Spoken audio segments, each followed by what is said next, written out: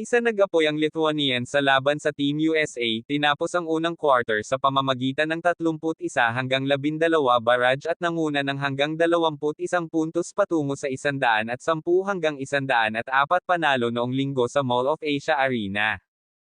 Sinabi ng Mr. Willie Marshall na All-PBA Philippine Basketball Association team papadala with Justin Brownlee para sa Asian Games sa China.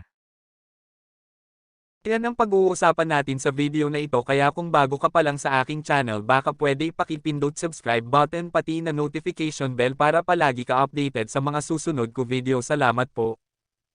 Ang big man ng New Orleans Pelicans na si Jonas Valanciunas, sa kabila ng pagkakaroon ng foul trouble sa second half, ay naitala ang kanyang marka sa laro, umiskor ng 12 puntos sa 4 of 6 shooting at nagbigay ng problema sa depensa ni Coach Steve Kerr. Gayunpaman, ito ay isang kumpletong pagsisikap ng koponan ng bansang Baltic. 6 pang Lithuania na manlalaro ang umiskor ng double figures, sa headline ni guard Vaidas Kariniauskas 15 points at forward Mindaugas Kuzminskas 14 points. Ang Europeans ay bumaril ng isang blisterang 14-25 mula sa 3-point land sa isang gabi nang ang USA ay hindi makapagpahinga habang ang Lithuania ay patuloy na gumagawa ng mga napapanahong basket upang maiwasan ang kanilang mga kalaban.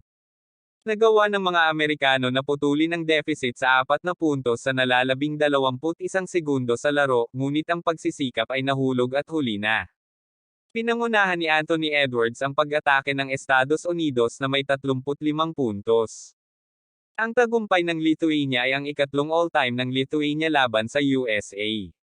Ang nakaraang panalo ay naganap 19 na taon na ang nakalilipas sa unang round ng 2004 Athens Olympics, kung saan nanalo ang Baltics 74-70.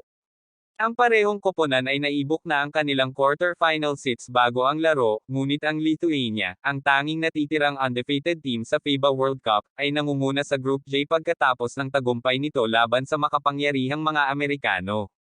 Nakatakdang harapin ng Lithuania ang Serbia habang makakalaban ng USA ang Italy sa quarter-finals.